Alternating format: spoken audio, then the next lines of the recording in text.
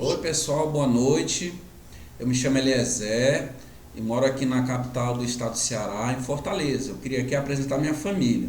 Essa aqui é a Ana, minha esposa, o meu filho Ítalo, o mais velho, de quase 13 anos, e esse aqui é o Ícaro, esse sapeca aqui, de 5 anos, tá bom? Gente, eu fui testemunha de Jeová durante quase 27 anos, né? E me afastei dessa organização depois que comecei a descobrir determinadas coisas na internet, né? Fui percebendo aos poucos que é uma religião, é uma seita na verdade. Eu passei 27 anos da minha vida enganado, escravizado, né?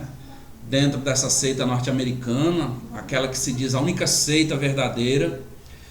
E eu resolvi gravar um vídeo porque percebi e entendi que existem pessoas dissidentes, como hoje eu sou um dissidente, e encontrei, parabenizo, né, essas pessoas que eu encontrei na internet, como o Edson Reis, como o Osmanito Torres, como o Fernando Gale, o Paulo Sávio, o Davi Mendonça, aquele outro rapaz lá de São Luís do Maranhão, né, o Luiz Alberto, dentre outros que eu não estou aqui me lembrando agora. São pessoas que eram testemunhas de Jeová, ocuparam cargos na estrutura interna da organização das Testemunhas de Jeová e que saíram e que hoje fazem um trabalho de conscientização, de alerta por meio das mídias sociais, por meio de redes sociais, né? Por meio da internet. E eu me tornei testemunha de Jeová no período em que morava lá em Belém do Pará. Eu na época tinha 21 para 22 anos de idade, bateram na minha porta, e eu nunca tinha me associado a nenhuma denominação religiosa. E eu então comecei a fazer um estudo bíblico, né, entre aspas. Estudei o livro Poderá Viver para Sempre no Paraíso na Terra. E após mais ou menos ali um ano e um mês mais ou menos de estudo, eu me batizei, né? Menos disso, acho que 6, 7 meses eu me tornei publicador não batizado. E aí então eu passei esse período, né, de mais ou menos 27 anos associado, ligado a essa seita. Eu hoje tenho 50 para 51 anos de idade. Eu tive um casamento desfeito lá em Belém do Pará, eu até quero falar sobre isso daqui a pouco. Mas eu moro aqui em Fortaleza, estou mostrando minha cara, né, mostrando meu rosto, eu não tenho nada a esconder. Porque eu percebi, pessoal, que nós precisamos fazer alguma coisa para alertar as pessoas com relação a essas pessoas, né? Os membros dessa seita que vêm na sua casa muitas vezes no começo da noite, que vêm na sua casa num feriado à tarde, que bate na sua porta num sábado ou num domingo pela manhã, oferecendo um estudo bíblico. São pessoas normalmente bem arrumadas, elas são treinadas para isso. Eu sei o que é isso porque eu vivi lá dentro 27 anos. São pessoas que normalmente vêm com um sorriso no rosto e que prometem para você um paraíso, né? Promete um mundo onde você vai rever as pessoas, seus entes queridos que já faleceram, onde você vai encontrar felicidade eterna, onde não vai haver guerra, não vai haver morte, não vai haver sofrimento, doença, não vai haver nada, né? Simplesmente felicidade eterna, é o que eles prometem. Mas a realidade é que eles não têm condições de entregar aquilo que eles prometem. E muitas vezes, pelo fato da pessoa estar passando por um sofrimento, pelo fato da pessoa estar passando por um momento difícil na vida, muitas vezes a pessoa até perdeu um ente querido na morte, as pessoas acabam se tornando vítimas ou presa fácil dessa seita norte-americana, chamada Torre de Vigia, né? Que a Torre de Vigia é a entidade que controla as atividades das Testemunhas de Jeová no mundo inteiro, né? E eu então, quando me batizei, em pouco tempo eu fiz progresso, eu me tornei lá dentro da estrutura pioneiro regular, passei 4 anos como pioneiro regular. Pioneiro regular é uma espécie de pregador, né? O pioneiro regular, ele assume um compromisso, vamos dizer assim, de fazer uma determinada quantidade de horas durante o mês. Esse tempo ele é gasto no serviço de pregação, de porta em porta. E eu fui pioneiro regular durante 4 anos, eu fui servo ministerial. Eu, na época, né, tinha um grupo de estudo na minha residência, lá em Belém do Pará, e eu tive alguns problemas, né? Meu primeiro casamento ele foi desfeito, e eu então acabei sendo desassociado, mas voltei depois, né? E nesse período que eu fui desassociado, sempre aquele peso na consciência, porque estava desagradando a Jeová, né? Eu não iria sobreviver ao Armagedon, o que ia ser dos meus filhos, né? Eu tinha isso comigo, porque é isso que é implantado na mente de uma pessoa que se torna testemunha de Jeová. E o que acontece? Eu então voltei e comecei a dar os passos necessários, vamos dizer assim, né, para retornar para a organização da Testemunha de Jeová. E eu então fui readmitido no ano de 2012. E recentemente eu comecei a me deparar, porque assim, antes de eu falar sobre isso, eu quero dizer o seguinte: sempre houve alguns ensinamentos, né, ou sempre houveram alguns ensinamentos que eu não aceitava, né, aquilo para mim não fazia sentido, né? Não é que eu não aceitasse, vou corrigir, eu não concordava, mas ficava na minha, porque é colocado na mente das Testemunhas de Jeová, pela sua liderança, através das suas publicações, dos seus livros, que tudo que você faz que vai de encontro àquilo que é determinado pela liderança, então você está indo de encontro ao próprio Deus Jeová, então você está se rebelando contra Jeová. É implantado isso na mente das pessoas. Então tinha algumas doutrinas, alguns dogmas que eu não aceitava, eu não concordava, melhor dizendo, mas aceitava por uma questão de obediência, de fidelidade. Mas quando foi agora recentemente, né, eu comecei a encontrar na internet, que é outra coisa que eles proíbem, né, a pesquisa fora do site oficial das Testemunhas de Jeová, que é o jw.org. Segundo eles, é o único site que na internet que contém a verdade, o resto é apostasia, não presta. Isso na visão deles. Os membros, inclusive, são orientados também a não fazer pesquisa na internet. Mas eu, devido a uma indagação de um colega de trabalho, né, falando sobre os casos de pedofilia, eu então comecei a pesquisar algumas coisas na internet. E eu então me deparei com o depoimento daquele membro do corpo governante, né, chamado Geoffrey Jackson, lá na Real Corte Australiana, um depoimento de mais de 3 horas, e eu assisti aquilo ali tudinho. E chega um determinado momento em que ele vai defender a questão das 2 testemunhas, e ele não consegue. O promotor australiano, inclusive, mostra para ele, relata no próprio livro de Deuteronômio, onde existe situação que não tem como haver 2 testemunhas, né? E num outro momento, numa outra situação, o promotor pergunta para ele se as Testemunhas de Jeová, elas se consideram a única religião verdadeira. E ele disse que não, que aquilo ali seria muita pretensão ou presunção da parte dele dizer que as Testemunhas de Jeová, elas são a única religião verdadeira. E eu então, quando vi esse depoimento, aquilo para mim foi um choque, porque até então, né, quem está lá dentro tem aqueles homens como homens santos, né? Aqueles homens que quando chegam num congresso em determinado país, num congresso internacional, as pessoas só faltam ali, as Testemunhas de Jeová, se ajoelhar aos pés daqueles homens. E aí eu vi aquele homem mentindo, dizendo que não, mas não é o que as publicações dizem. As publicações, elas sempre enfatizaram que sim, as Testemunhas de Jeová, elas são o único canal de comunicação de Deus para com a terra, né? E tem inclusive uma sentinela que chega a ponto de dizer que se você ler a Bíblia, mas não estiver associado com a torre de vigia, ou se você não estiver associado com as Testemunhas de Jeová, não adianta nada, você não vai alcançar a vida eterna. Então, quando eu vi esse depoimento, aquilo para mim foi um choque. E eu continuei minhas pesquisas e me deparei com o depoimento daquela senhora chamada Barbara Anderson, né? Que ela pesquisava, ela era uma pessoa que se via lá na sede mundial em Brooklyn, e ela fazia pesquisas por ocasião da publicação daquele livro Testemunhas de Jeová, Proclamadores do Reino de Deus. É um livro que, na época que aquele livro foi lançado, eu era servo ministerial lá em Belém do Pará. E ela então se deparou com casos de pedofilia, né? Documentos nos arquivos lá da Torre de Vigia, e ela então começou a divulgar isso. E qual foi a maneira que o corpo governante encontrou para silenciar a Bárbara Anderson? Ela foi desassociada, né?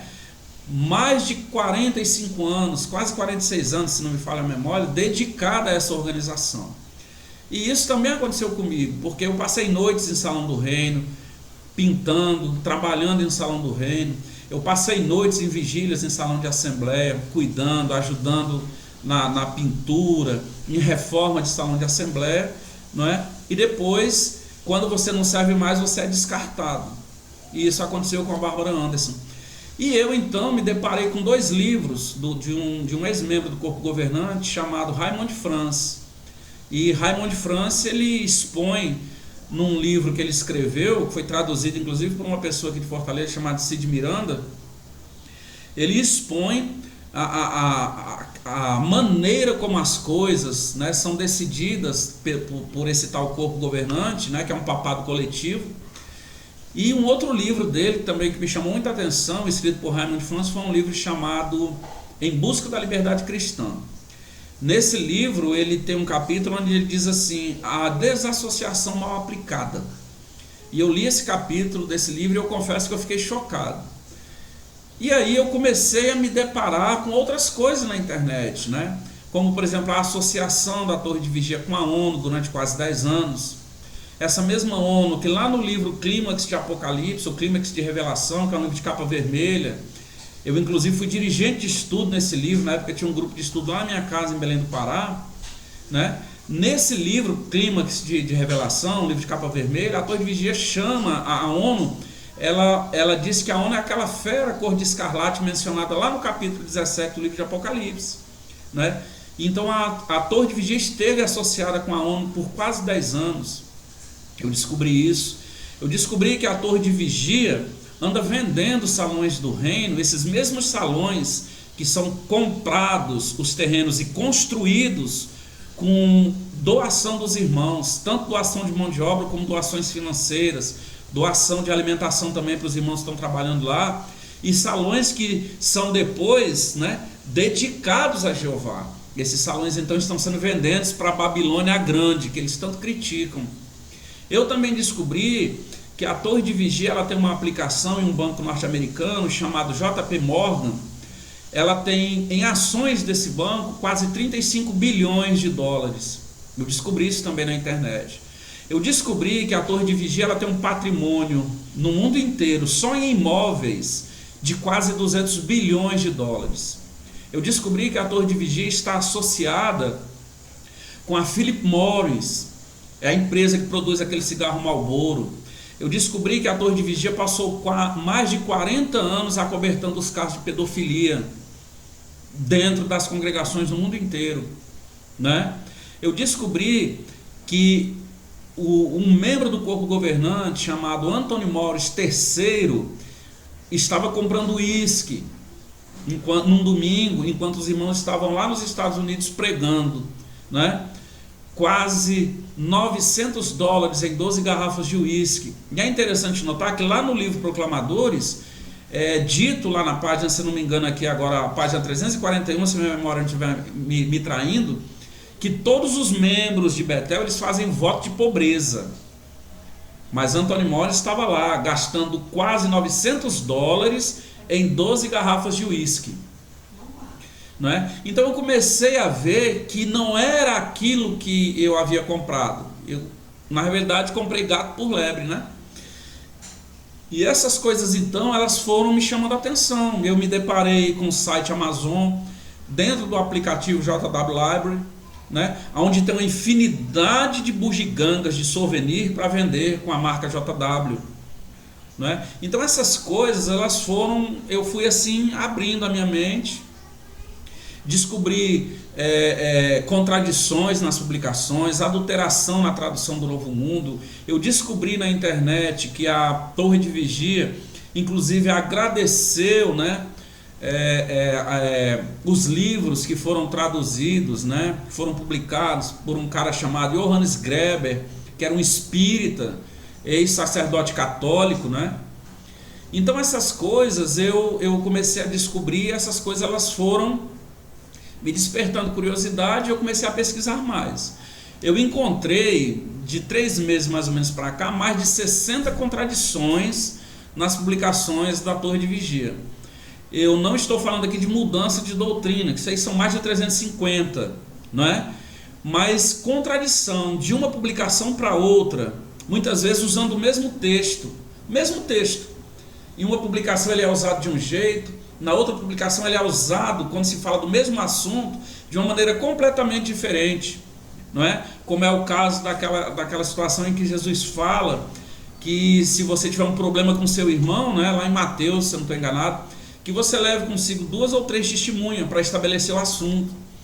Então existem 3 sentinelas que tem uma contradição imensa com relação à aplicação desse texto. Eu comecei a perceber essas coisas, né? E aí eu me dei conta de que não fazia sentido eu continuar dentro dessa organização. Eu comecei a ouvir, a assistir depoimentos, né, de ex-membros, de pessoas dissidentes. Eu assisti um documentário daquele canal Investigação Discovery.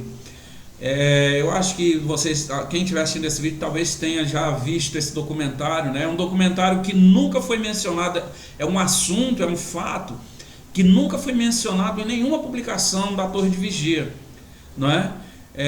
O nome do documentário é Cultos Mortais, Testemunhas de Jeová. Conta o caso daquela irmã no Canadá que foi assassinada, ela e os 2 filhos dela, pelo ex-marido, uma pessoa que era testemunha de Jeová, que não era fervoroso, que não era zeloso, que matou a irmã e os 2 filhos que ela tinha no primeiro casamento por ciúme. A Torre de Vigia nunca mencionou nada sobre isso. Esse cara foi condenado lá nos Estados Unidos e foi condenado inclusive à prisão perpétua, né? E eu me dei conta também de casos, né, de pessoas que foram ostracizadas porque discordaram dos ensinamentos das testemunhas de Jeová, do seu corpo governante. E é interessante que a sentinela de fevereiro de 2017, eles são bem enfáticos ao dizerem que eles não recebem revelação da parte de Deus, não é? E que podem errar. Eles são bem claros, podem errar ao explicar a Bíblia ou ao dar orientações bíblicas. Eles dizem isso, nós podemos errar, mas querem que as pessoas os sigam cegamente, né? E eu me dei conta também, assistindo aos vídeos no broadcast, que não há um vídeo sequer onde se faz alusão a Jesus Cristo, nenhum. Mas existe um vídeo onde o carrinho, ele é tratado como se fosse um ser vivo, eles dão vida ao carrinho, né? Enquanto que Jesus não recebe nenhum mérito, não recebe nenhuma menção, Jesus fica em segundo plano. E eu então comecei a perceber que não tinha condições de eu fazer parte de uma organização como essa. Eu fiz uma pesquisa bastante delicada com relação à questão do sangue, né? E quantas pessoas não morreram por causa da recusa de se receber transfusão de sangue? Já hoje eles liberam as frações. Ora, se você tem uma laranja, você descasca essa laranja e você tira um gomo dessa laranja, ela não deixa de ser laranja. Então, qual é a diferença de você receber a transfusão de sangue ou de você receber fração de sangue? É uma coisa incoerente, é uma coisa ilógica, né? Então, eu analisando tudo isso, né, fui fazer uma pesquisa e vi o quanto insano é fazer parte de uma organização como essa. É uma coisa insana. Eles chegaram ao ponto de publicar na Despertar de 22 de maio de 1994, né, a foto de mais de 20 crianças ali, que segundo eles foram crianças que morreram fiéis a Jeová, né?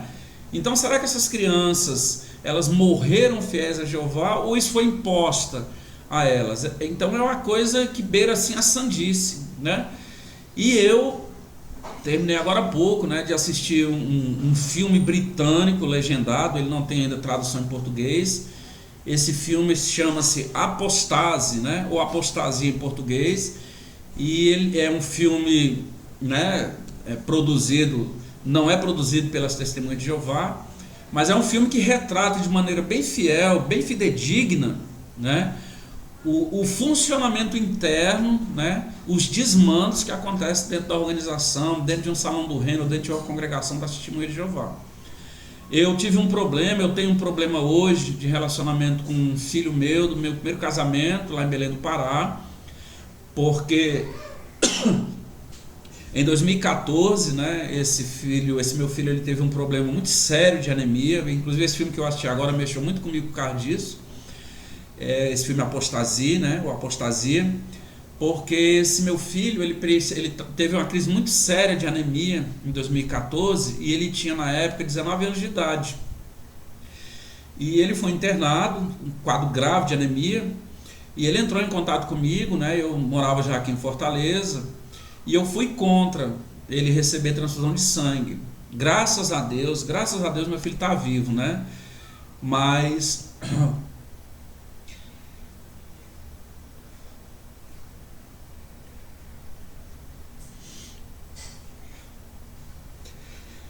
Eu tenho um problema hoje de relacionamento com meu filho por causa disso. Ele ficou magoado, né? Ele foi internado com um quadro grave de anemia e ele me ligou pedindo apoio, né? Eu, pai, e eu fui contra, porque achava que estava fazendo certo. E graças a Deus que a mãe dele, ela foi de encontro a mim, autorizou, mesmo ele sendo de maior, né? Ela autorizou a transfusão de sangue, foi feita no meu filho. E ele hoje está bem, graças a Deus, leva uma vida normal, né? Faz faculdade. Mas ele é magoado comigo, ele não quer muito contato comigo, não. A verdade é essa. E eu fiz isso porque achava que estava fazendo certo.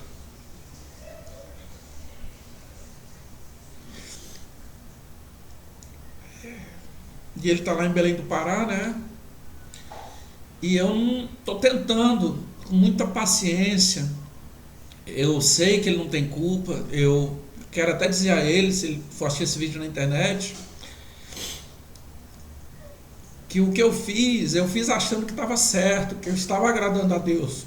Que é isso que é mostrado pra gente. Eu achei, meu filho, que eu estava, né, agradando a Jeová. Eu quero pedir desculpa.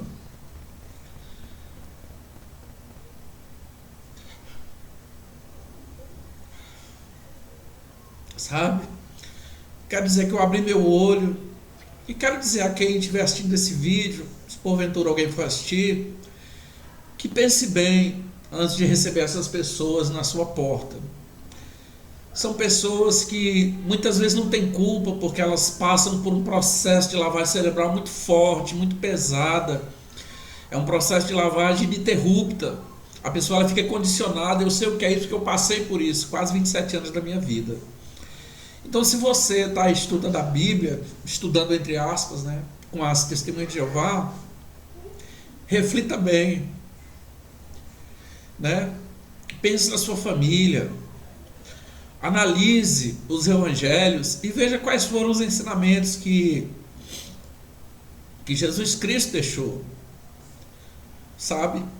Porque eles vendem aquilo que eles não têm condições de entregar. Eles falam em amor, eles falam em paraíso espiritual, eles vão te mostrar gravuras muito bonitas nas publicações, mas a realidade ela é bem diferente.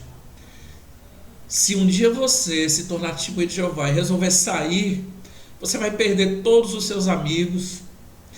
Se você tiver familiares ou parentes lá dentro, você vai perder essas pessoas. Você vai ser ostracizado. É como diz o Osmanito Torres, é a morte social do indivíduo. Então pense bem, porque eu passei por isso. Essa família que eu apresentei agora há pouco aqui, a minha esposa e meus 2 filhos, graças a Deus eu não perdi, é do meu segundo casamento. Mas eu tenho um problema, estou tentando com muita calma, muita oração a Jesus Cristo, para que eu consiga me reaproximar do meu filho, sabe, lá em Belém do Pará. Ele inclusive se tornou ateu por causa disso, ele não acredita em Deus. Ele disse que Deus jamais pediria que um pai deixasse um filho morrer por não aceitar a transfusão de sangue, se existem recursos na medicina para salvar a vida de alguém.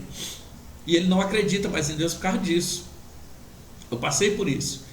Então fica aqui o meu alerta. É certo que todos nós temos livre-arbítrio para tomar as nossas escolhas, tomar as nossas decisões. Mas reflita, se você tem contato com o Testemunho de Jeová, se você recebe frequentemente visita de Testemunhas de Jeová na sua casa, se porventura você está fazendo um estudo com as Testemunhas de Jeová, reflita, indague das Testemunhas de Jeová, essas coisas que eu mencionei aqui, e veja se vale a pena. Muito obrigado e boa noite.